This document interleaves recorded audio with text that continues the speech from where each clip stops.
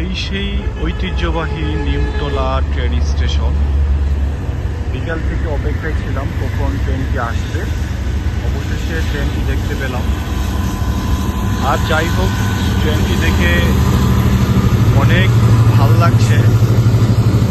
বিশাল বড় ট্রেন।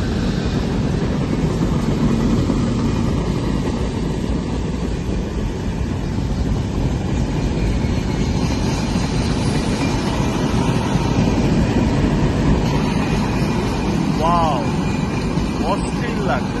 এত সুন্দর দৃশ্য মনে হয় না কখনো আগে দেখেছি। চলে গেল, ফাইনালি চলে গেল সেই ট্রেন যার অপেক্ষায় অনেক সময় ধরে ছিলাম। আবার রাত 11টার দিকে ব্যাক করবে ট্রেন।